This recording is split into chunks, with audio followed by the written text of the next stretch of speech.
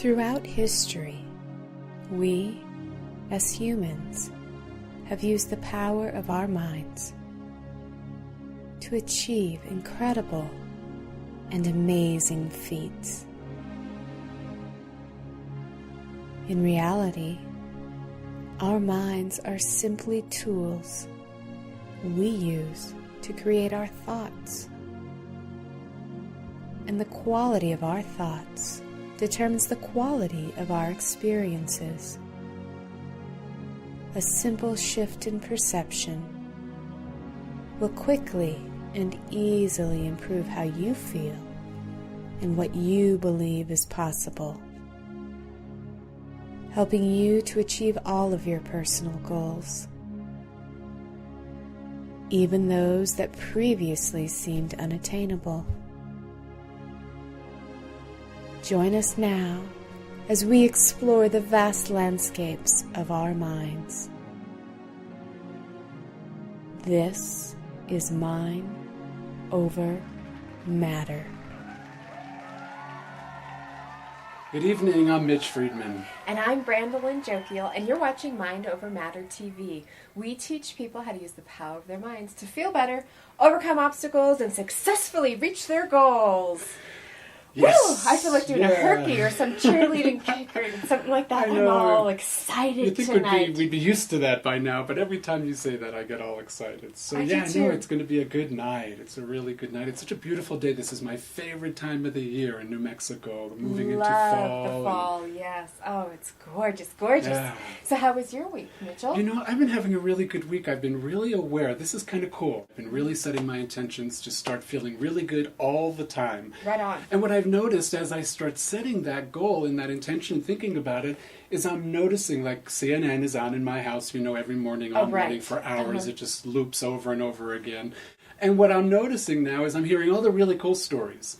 Oh, you know, right on. yeah, I know. It's really, I shift my energy, and what I'm hearing, what I'm like noticing out there in the world is really a reflection of how I feel. So it's been cool, and there's been some great stories. I just heard this really cool story about a woman who won a lottery, $70,000 she won. Right on. And she took all that money and gave it to her church, because when she was ill, her little church, she had a little community church in a small town, and they all really supported her when she wasn't doing so well.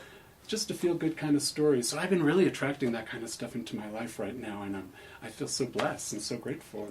Good for you. Yeah, what about you? How's your week? I had a really good week. I was reminded of a very important lesson. And, you know, as neurolinguistic programming practitioners, Mitch and I talk a lot about language and words are so powerful.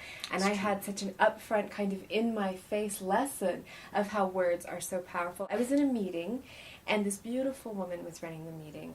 She was doing a wonderful job of it. And she was talking about a lot of really moral and ethical questions she was posing to people in the meeting. And so she asked one gentleman in the crowd a question, and he stood up and he went about basically debasing every one of her beliefs in a very sarcastic, it was supposed to be like a funny speech. I was watching her, and you could see she was trying to keep her face, you know, straight, but it was just hurting her so badly, and I don't think he understood how badly he was hurting her. And I was kind of going, where's your integrity, guy? Like, aren't you reading the crowd? And I felt bad for her. And it was just kind of a really weird situation. But I realized in that moment, my God, words are powerful. Even when they're spoken in jest or in a joke. And it was definitely a lesson for me in going, okay, Brandy, every time you open this mouth and you speak, whether you're by yourself because you hear your own words or you're in a group, words are powerful. Watch what's going on. And you know, me and integrity, it's probably the most important thing in my life. And that's a really good place to start this show today. So I want to ask you out there, the audience, have you ever noticed asking yourself throughout your day, what happened to the integrity in our culture these days? Do you find that the level of trustworthiness, not only in the workplace, but everywhere you look, has been dissipated to a level of, at best, mediocrity? Are you sick and tired of being sick and tired of the deceit and dishonesty that permeates through corporate America and the fear that it's generating in our society? If you're saying yes to any of these questions, you're not alone. So many of us are fed up with hearing more and more about the problems and people going on ad nauseum without any true solutions. There is change in the wind, and there are some very dynamic influences that are instrumental in changing the direction that has led us to where we are today. With us tonight are two dynamic, innovative, and influential experts that have been instrumental in the changes that are taking place as we speak. Bob Sugar and Brad Stevenson are here with us tonight to talk about some of these innovative solutions. We'd like to welcome them to Mind Over Matter TV, and we're pleased they could make the time to join us tonight. We're really excited to introduce to you Bob Sugar and Brad Stevenson. So let's not waste any more time and jump right into the questions that we've been waiting to ask them. So take it away, Brandy. So you guys talk about fear as being one of the most permeating and devastating deceivers that dwell in the mind. So what do you mean by that, Bob? You know, Brandy, I think that what has happened in our culture today is that fear has become so permeated into the collective consciousness of people that a lot of times we don't even know that we're acting out from fear or responding to stimulus in our culture from a fear-based paradigm. And, when you look and you just see all of the self-centeredness, all of the selfishness, and all of the self-seeking motives, ulterior motives going on in our culture today, it's all driven by fear. And so are a lot of the negative loop tapes that go on in people's minds. Oh, certainly, yeah. Yeah, when you guys talk about it's the mind that matters, absolutely.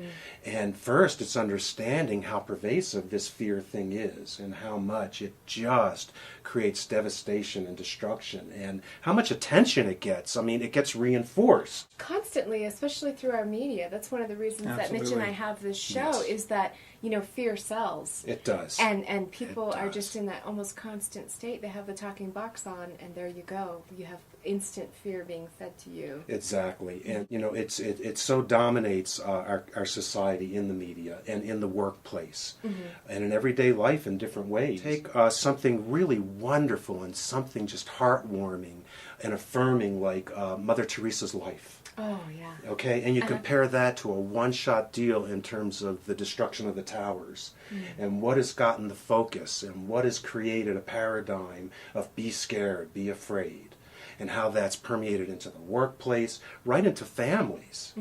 So, we talk about fear only as a way of really being able to teach people how to discern the distinction between what goes on in their minds around this whole fear paradigm and other options that are really available to people in terms of how they live their lives with joy and excitement, enthusiasm and passion and meaning and happiness. Absolutely. Amen, brother. It's kind of like at the beginning of the show when Mitch was talking about CNN, and it's on because his partner watches it. A lot, and how Mitch has decided to deal with that in only his intention is only on focusing on the positive or the heartwarming story. So A+ Mitch and A+ you guys for bringing that up. It's so important that people just even have a conscious understanding this is what's going on. Yes, we're spending energy, we're bleeding energy that's unnecessary, and we're actually putting out into the world something that works in opposition to what we're really wanting to create in terms of abundance, joy, happiness, fulfillment, meaning, passion, purpose. Right, and when I look at kind of the darker sides of our society, what I see is that victim mentality being supported. In that, who can I blame for something that's happened to me?